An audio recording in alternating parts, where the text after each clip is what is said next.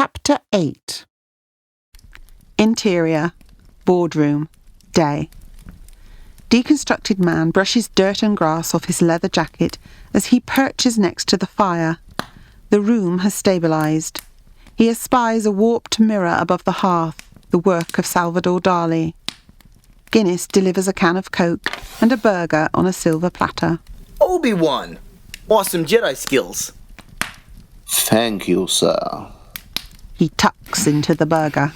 You know, I really wasn't expecting this. A bullet would have been the best I could have hoped for, but all this silver service British butler Obi-Wan shit?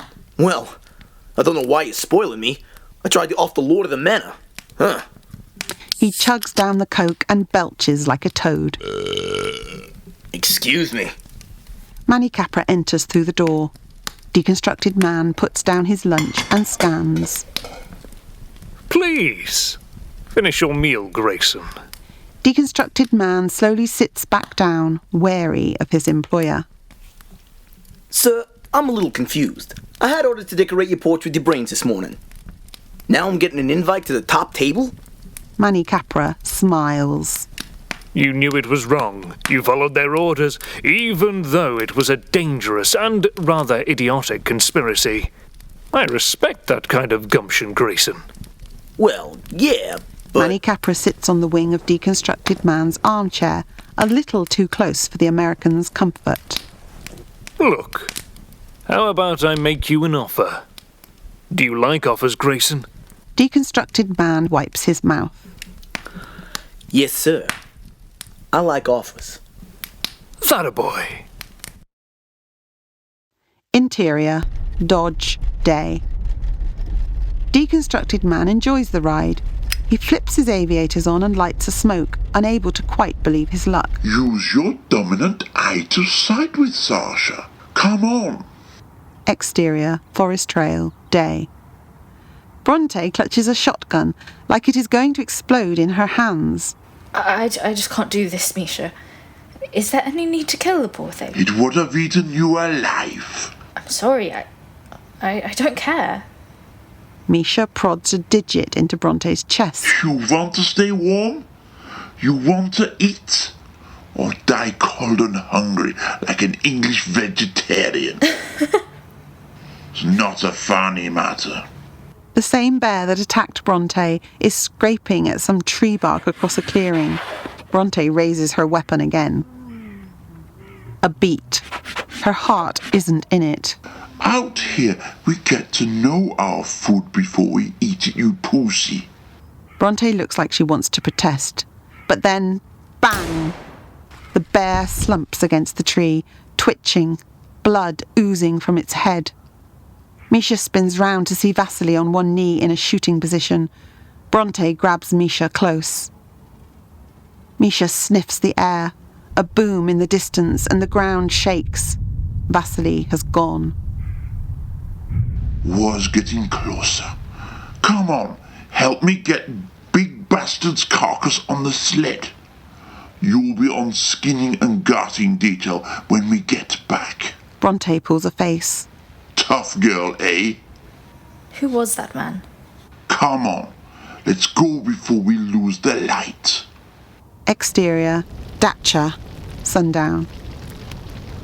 The orange and lemon sunset almost make the destruction beautiful. The Orthodox chapel next to the Dacha burns. Anya watches the building as it collapses under the intense heat.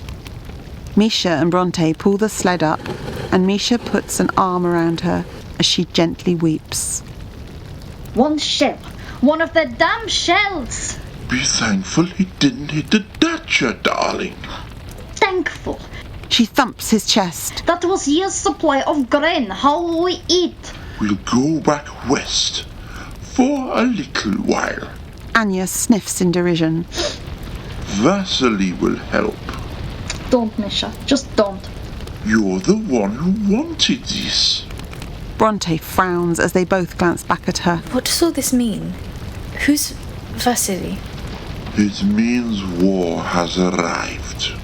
Anya elbows Misha. It means it is time for you to go home, Alexandra Maximova. Home? But this is home. Interior, white room.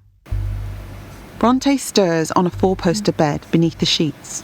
She wakes, not quite knowing where she is, before nearly jumping out of her skin when discovering the person sharing the bed. Maria places a finger on Brontay's lips. She looks haggard, beaten. Don't make them angry. They hate to be disappointed. Who hates to be disappointed? Maria kisses Brontay, who responds for a second before pushing her away. This is bogus, Maria. I'm so sorry for you. You remembered my name, sweetie. Progress pleases them. Brontay climbs out of bed. It is impossible to determine the dimensions of the room. A door appears. She tries the handle. Maria shakes her head. You tried that before. I'm hoping it will all come back to you. Or they will take it out on me again. Brontay sits on the bed. I'm sorry. Who are you? Maria rolls her eyes just as the door crashes down. No, you won't do that to me again. I said no. Gas-masked squadjutants enter the room, and Maria sets about them with kicks and punches. A female approaches Brontay, staring through the visor. Now! Gas streams through the chamber. Maria wobbles on her feet before collapsing. Brontay looks puzzled before fainting herself. They pull the inanimate women into clear bags that immediately fill with gel. Pollard removes her mask and sniffs the air. Clear. Like we were never here. I fucking well hope so, anyway. A squadjutant joins her. Ready for the second stage, Gov? Pollard nods. Interior, tube station platform. Multicoloured LEDs line a locomotive engine and ancient tube carriages along the platform of the long-defunct station. Scanlan and Fazal join Pollard as the shrink-wrapped bodies are inspected aboard the train by Kutz. Fazal scribbles into a moleskin notebook. That's my Faz. You should get going. So should you. A group of engineers, supervised by Featherblade, are scratching their heads and tapping the locomotive with wrenches. I have every faith in them. We'll be on the way soon. Pollard looks about herself. Fazal doesn't even look up from his writing. You need to get back up there before you're missed, Susan. Kutz returns to the platform and eyes the engineers with derision. She clutches a pack of meds. Why are we not underway? Scanlan rolls his eyes. This is experimental tech. Crystal-driven engine, Doctor. We just need a few minutes to jump her up again. Jump her up? Fucking imbeciles, all of you! And the other girl was not part of the deal. Kutz returns to the train. That woman. Susan, go. Pollard nods. Interior, shower room. Pollard showers. Interior, office pod. Monitors and hyper-real displays everywhere. Maria and Brontay are still in their holding pen. Pollard, back in uniform, watches them, then looks at a framed photo of her with her partner and 2 children. Godspeed. She picks up a coffee and sips.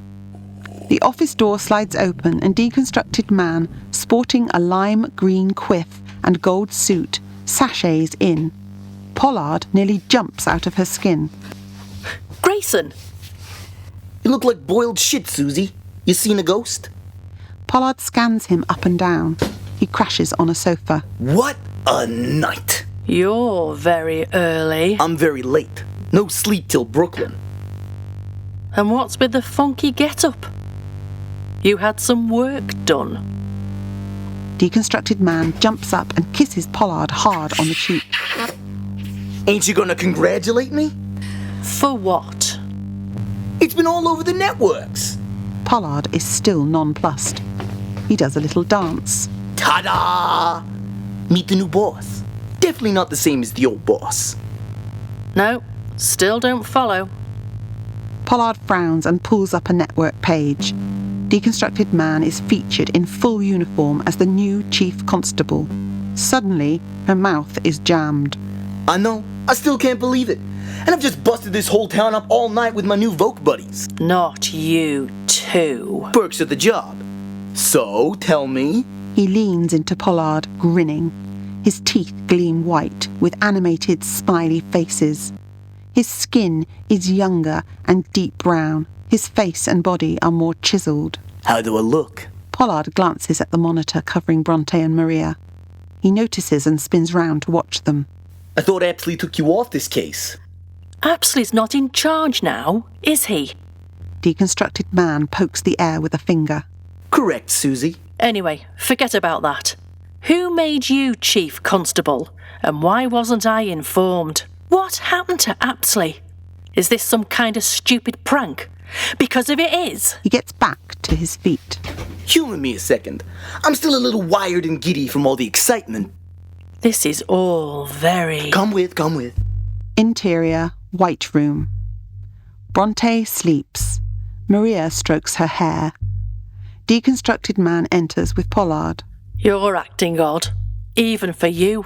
Deconstructed man lights a smoke and pulls a pistol.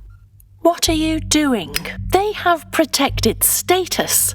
He fires at Brontay, hitting only the mattress. Smiling, he spins and aims at Pollard, who already has a gun trained on him.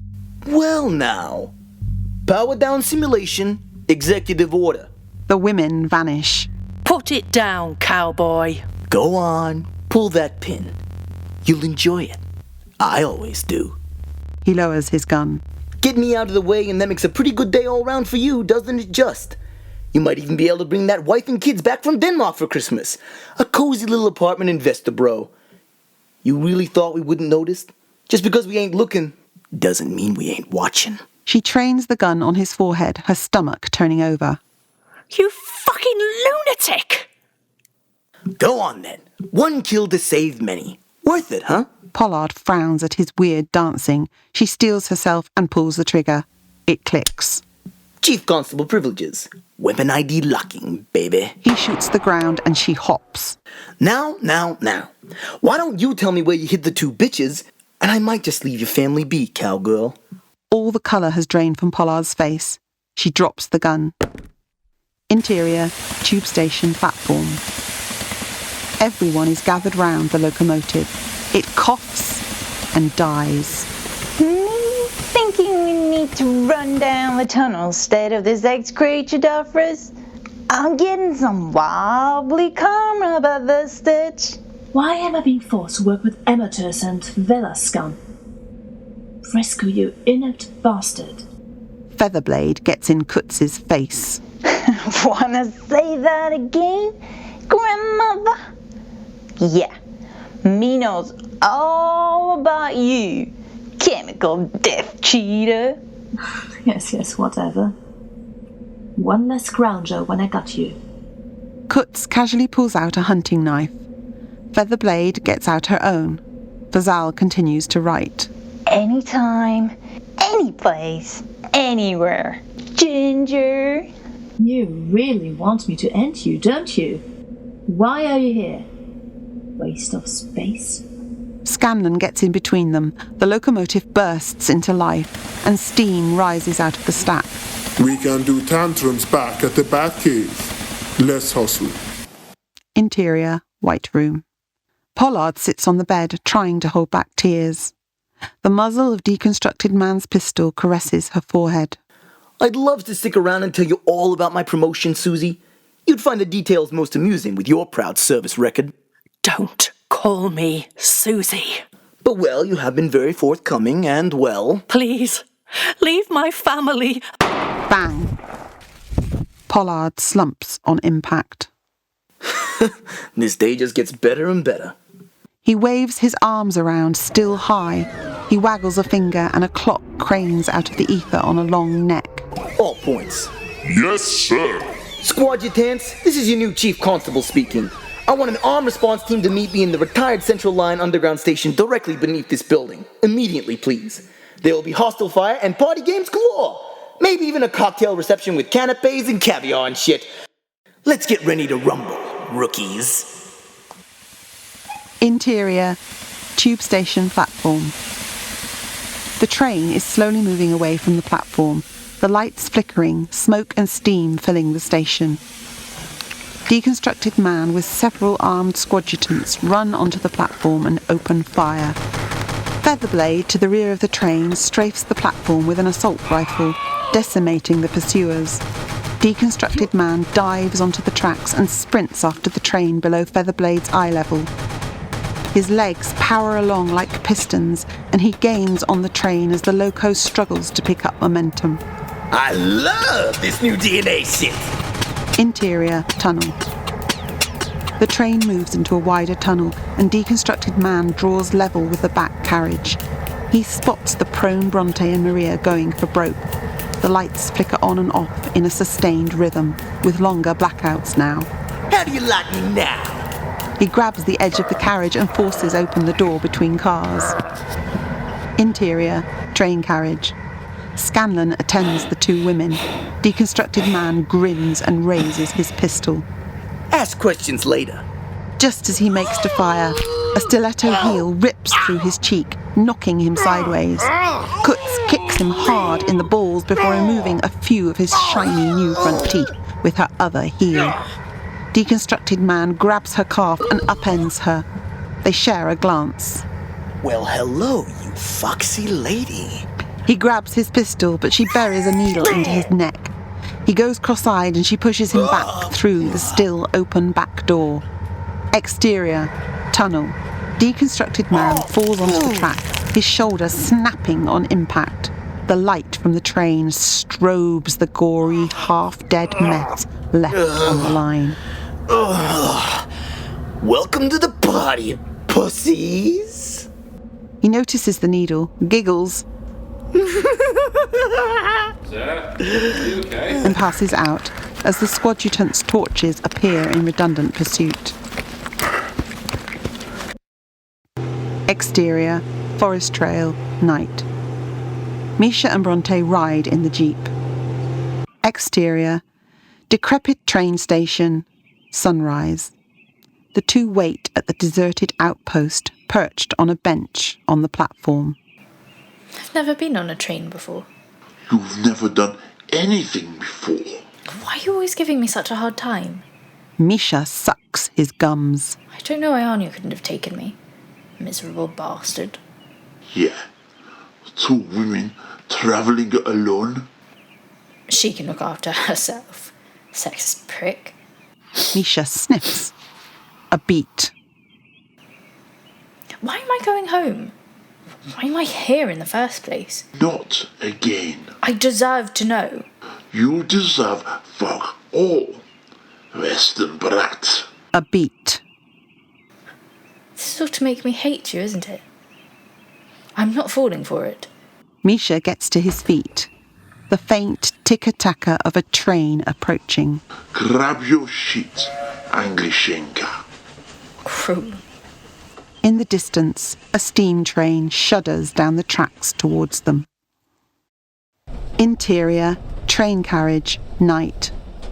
Brontay watches the silhouettes of the Siberian wilderness pass by as Misha snores, catching flies. Exterior, Vladivostok, sunrise. The lights of a port city as the sun comes up over the railroad. The Pacific Ocean drawing a veil across the horizon. Interior, train carriage, sunrise. Misha clutches his hunting rifle. Brontay glares at him. This is for your own good, Sasha. Oh, you keep telling yourself that. I'm sorry.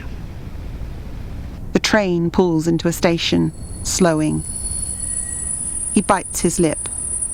Brontay leans back in her seat. Exterior, dockside, morning. Brontay shivers as Misha chuffs on his pipe next to a gangplank to a huge tanker, the MV Phileas Fogg, slapping the thick-set captain on the back like he's his best buddy. Misha beckons Brontay over. Exterior, container hold, morning.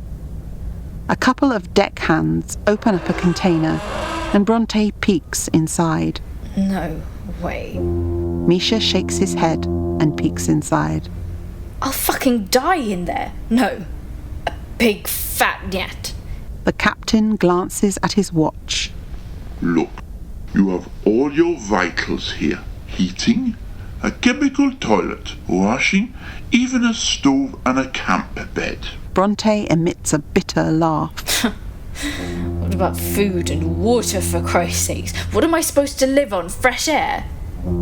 See? That pipe is connected to a central water tank on the ship. Desalinated seawater. Tastes like dog piss but drinkable. Freeze-dried food. Good enough for Russian cosmonauts. Good enough for you, you spoilt little Western punk. Misha cajoles her inside, but she pushes back. I'm sorry, Misha, but I don't want to go. I love you. Both of you.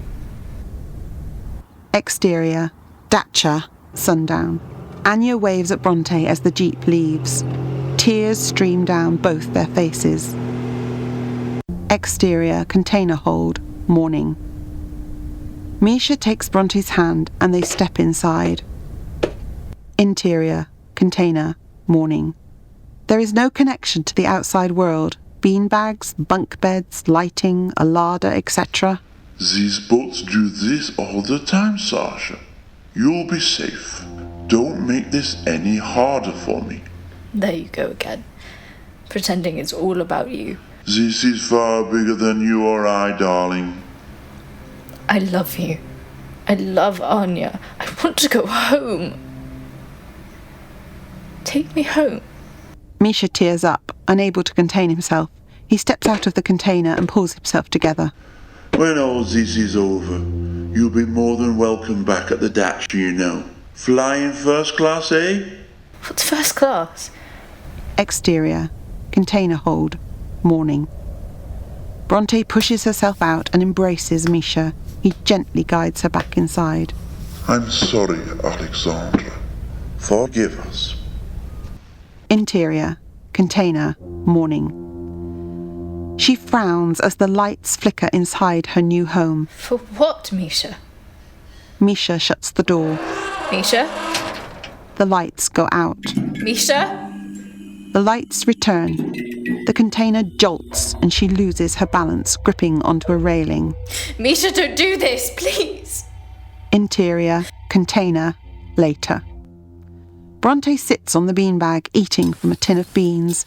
She examines a chest full of classic novels and vinyl records before getting to a crate of vodka. She holds up a bottle. The lights go out. Oh, come on now. The door clicks and creaks open, revealing a broad figure silhouetted by the hold lights. He sparks up a cigar, revealing himself as Vasily. The lights to the container flicker on again. Brontay grips the bottle tighter.